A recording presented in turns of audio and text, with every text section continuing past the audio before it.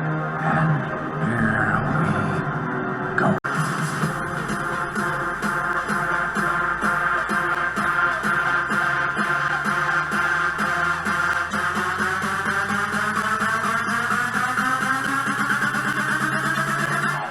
The dark side. What's up, all my Ewoks, droids, and Wookiees? It's Anna, also known as that Star Wars girl, and today I'm going to be talking about these leaks from a Lucasfilm insider that magically appeared up on Reddit 2 days ago. Now, I was sent these leaks, I read them, I didn't think much of it, except for that it's clearly propaganda to promote and to get people talking about that there's some kind of magical J.J. Abrams, that they shot The Rise of Skywalker. J.J. Abrams did his version of The Rise of Skywalker, and then there was the studio, Disney Studios production theatrical cut. That was what we saw, but J.J. Abrams is apparently longer and better. It's 4 hours long. There's more scenes. There's more intricacies with certain characters, and I did not say that word right, but whatever. And it's supposed to be so much better. And I was like, what does that remind me of? Oh yeah, remember there was that fan campaign for DC Universe, #release the Snyder Cut, and all the fans rose up because the theatrical release of the Justice League was not Zack Snyder's vision, because Zack Snyder actually had a family tragedy that he had to leave the set for, and that's why Joss Whedon came in and took over, and the fans knew that, and they knew that it wasn't his vision, so they all campaigned together to get this thing made, and it worked, and the fans got what they asked for, which was the Snyder Cut. Whether or not the movie fit their expectations or not, that's up to the individual to decide, but it happened. So when I read this, I was like, this honestly just seems like, wow, JJ had all of these plans and the studio told him no, and this is all the awesome stuff that was going to be in there, but it wasn't because the studio told him no. The studio told Kathy no. All of this stuff, and also sprinkled in there's a couple other things that aren't related to that. But I read this and I'm like, I'm not stupid. I know what this is. And it even says in here, if you guys want to go and read all of these, the link is in the description of this video if you want to read all the leaks. But I read this and I rolled my eyes at it now. And then I saw, a few people make videos on it. And specifically, I saw my friend Ryan Cannell from RK Outpost, which you guys should go check out his channel. It's blowing up. The link is in the description of this video if you want to check out his channel as well. And he was doing a live stream, and I caught bits and pieces of it because I was in the middle of editing another video when I was watching it in the background. And he mentioned that the person that posted, or something about the leaks, that they posted a bunch about The Rise of Skywalker before it came out, and all of those leaks turned out to be true. I could be wrong. If you guys want to watch the full live stream that Ryan did, the link again is in the description of this video if you want to go check that out, because I missed bits and pieces of it. But when I heard Ryan say that, which I know Ryan, I know he's he is actually reliable when it comes to Star Wars news.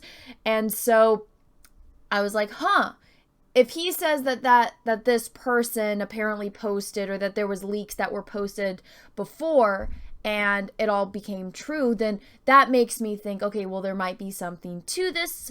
But again, just from reading this, it seems like, hey, here's this thing. Oh, and there was never a civil war at Lucasfilm. But then the way that they present things, it seems like, wow, JJ was going to do this with Rose Tico. JJ was going to do this with Finn. And it made me think, well, what is JJ going to do? JJ is going to be working at Warner Brothers. He's going to be working on a DC movie. Remember, it's that one, he's going to be doing a Superman movie. And that one guy that, wanted to turn Jordan B. Peterson into the Red Skull is going to be writing it. So you got the racist dude writing a Superman movie because this dude hates white men, which, yes, the definition of racism is if you have some kind of stigma and prejudice against a person based on their ethnicity, that makes you a racist. You can be racist to white people. Holy shit, mind blown. So JJ is going to be working on a movie with that guy. And there's a lot of heat going on about that guy, especially since he decided to get into a war with Jordan B. Peterson by trying to troll him, and then it blew up in his face, and Jordan B. Peterson is making all this money on the Hail the Lobster type of stuff, because that guy tried to troll him in his Captain America run, which was terrible. So I thought, wow, that's funny that this got leaked around that time, that, you know, the guy that JJ is going to be working on a movie with is getting, you know, his ass handed to him by Jordan B. Peterson. So I was like, that's funny that, you know, this came out around that time. But I'm going to show you specific instances in this leak, or, you know, in these leaks that kind of show my thought process on how I came to the conclusion that this is on it. It just seems like it came at a very convenient time, and it's really making JJ seem like he is the bestest ever, which he's not. The thing that JJ is good at, JJ is good at making movies look pretty. He's good at special effects, and I think I think where JJ truly stands out is being a cinematographer. I think he is very good at that, and I think he's a good art director. He makes things look good. He makes them look flashy, but when it comes to movies like Star Wars, like Star Trek, he's a fucking idiot. And there's no nice way of putting that. It's like, oh, hey, let's go back to Star Trek 2009. What does he do in that movie? Okay, well, Romulans go back in time, and they're, you know, they're back in time. Okay, well, so me knowing Star Trek, because yeah, even though my name's that Star Wars girl, I'm a huge Trekkie. Okay, so Romulans, probably the most cunning, conniving, whatchamacallit, they're xenophobic, but I'm looking for the word. Of course, I'm blanking it while I'm filming this video. But so they are fucking ruthless, and they are bloodthirsty. If Romulans went back in time with all of this advanced technology, hundreds of years into the past, right? They have all of this technology from their current time. They know what's going to happen. They know the freaking future of that time that they got sent back to. You're telling me that Romulans are just going to sit there for decades waiting for Spock to come out of a wormhole? No! What are they going to do? They're going to get on the phone with the fucking Romulans from that time, and they're going to say, hey, we're you from the fucking future. We got all the stats. We know everything that's going to happen. Let's take over the fucking Alpha and Beta Quadrant. That's what a Romulan would do. And then they were like, well, Anna, you didn't see the deleted scenes where they were actually in a Klingon prison. I'm like, that makes it fucking worse. That makes it fucking worse. Because now you're telling me that the Romulans were held by the Klingons in a Klingon prison, and the Klingons never said, hey, look at this advanced technology. Let's use it to take over the fucking galaxy. You don't know anything about Star Trek. You don't know anything about fucking Star Trek characters and species and how they work and the way that the political structures of that universe works. It's incredibly fucking ignorant. And somebody like that should not be making a Star Trek movie. But then I found out that J.J. Abrams isn't even a Star Trek fan. And I was like, well, that makes sense because he doesn't know anything about the universe that he was making movies for. But he made them look pretty. He made them look flashy. A normie that doesn't know anything about Star Trek can go watch those movies and be entertained. Which, I mean, I think that's the purpose. JJ appeals to the normies, not the hardcore fan base. Same thing with Star Wars. He clearly doesn't know anything about the fucking universe that he's doing stuff for. But in these leaks, apparently he is the end-all be-all, and he was going to do all this. He was going to be the bestest ever. He was going to make Finn a Jedi, but the studio said no. He was going to do this interracial romance, but the studio said no. The studios are the bad guy. JJ was the saving grace, and his ideas didn't get to go in the movie. So there just is magically this other cut that apparently he had all of this time, money, and resources to film 2 movies during this time, even though all of us know how fucked up and how much Lucasfilm crazies micromanage things.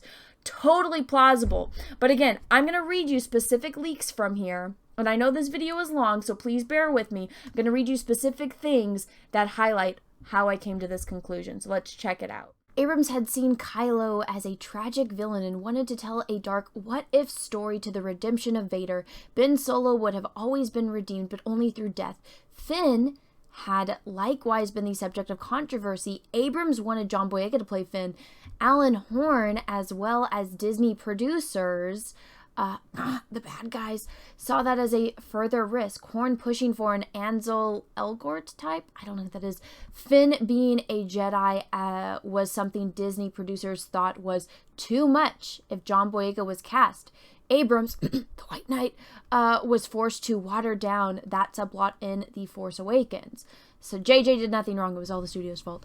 Horn was the most vocal against the romance between Finn and Rey. Risk factor playing a big part. Again, it's not JJ's bad. It's Horn's bad. JJ's the bestest ever. He had that idea and they told him no.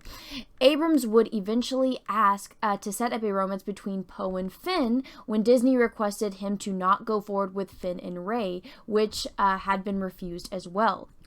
Abrams had pushed for a more traditional ending to the trilogy, Luke Skywalker living past the end of the sequels, instructing a new generation of his offspring. You mean what the fans have been saying that they kind of want? Oh my gosh, JJ's a genius. He knows what the fans want. He is our savior, just like kind of the way that they pitched the Snyderverse.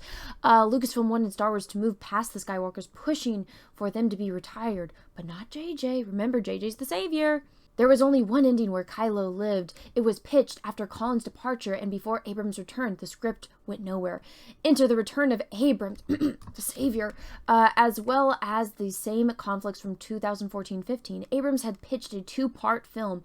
Part 1 to cover the aftermath of The Last Jedi and establish his narrative. Part 2 as the closure. Disney said no, because they are bad. JJ is the savior. He is the good one. The earliest completed script for 9 under Abrams and Terrio had ended up a hybrid of The Rise of Skywalker and The Duel of the Fates. That was Colin Trevorrow's script. One of the working titles for the script had been named Heirs of the Force. Rose had a key role in saving the day by altering communication jammer the First Order used to keep the galaxy in the dark. This message spread across the galaxy would have been Leia's call for help from The Last Jedi.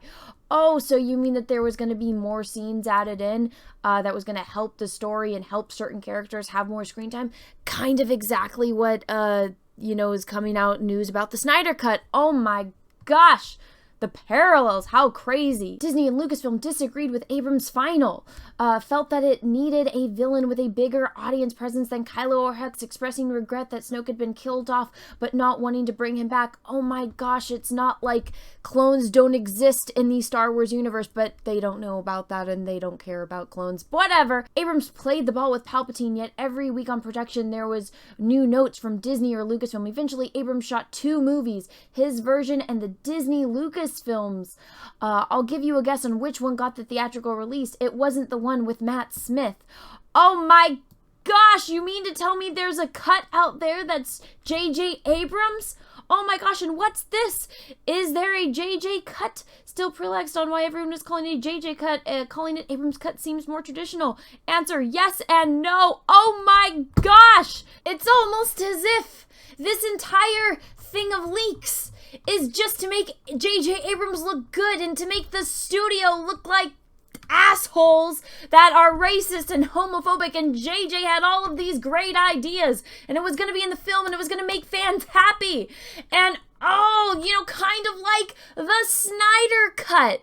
So they're trying to ride the coattails of the Snyder Cut, and this entire thing is just propaganda to get the idea of a JJ cut or an Abrams cut, in this person's own words, in the minds of fans, so that way it can get trending, so that way fans will start trending the hashtag release the Snyder Cut or the JJ cut, just like the Snyder Cut, so then the studio can make it. And then when it sucks because it's a JJ Abrams movie and JJ Abrams doesn't know what the fuck he's doing or how to finish anything, and then when they release it and they say, hey fans, we gave you what you wanted, oh, you still didn't like it, well hey, we tried, you guys screamed at us for years because we were fucking up Star Wars, and then we gave you what you wanted, which was hashtag release the JJ cut, and you still aren't happy, well then we're done trying to please you. And it's this whole convoluted shit.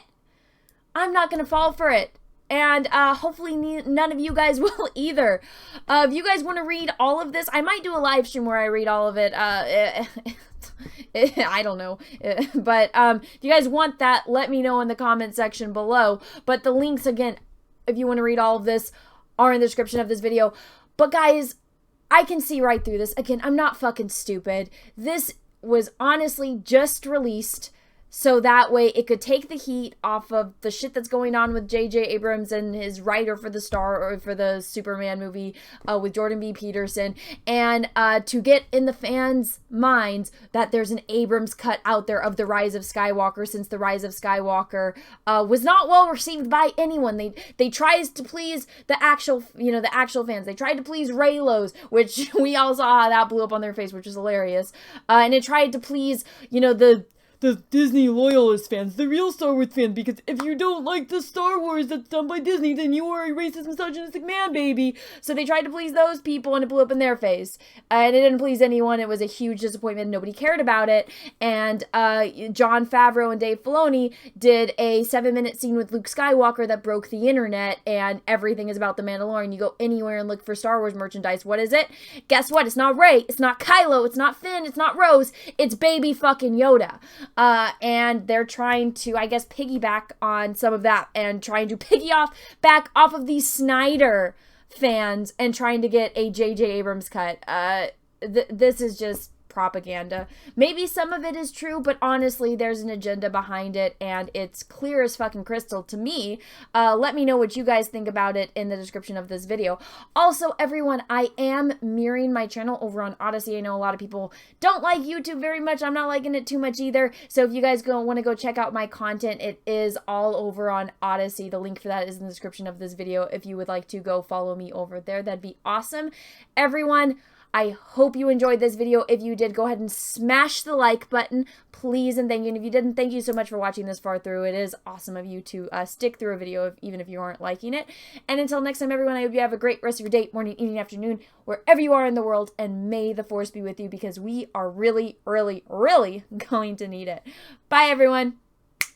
Hey everyone, I just wanted to let you know, if you didn't know already, that I have an Etsy where I sell prints of my artwork. I got horror villains, Marvel, DC, and Star Wars characters. The latest Star Wars character that I just added was the one, the only, Gina Carano as Cara Dune. Now, Gina herself even loved the painting. So if you want to go check that out, the link is in the description of this video. They are selling like crazy, and I am still only in the pre-sale, so go pick that up before they're gone.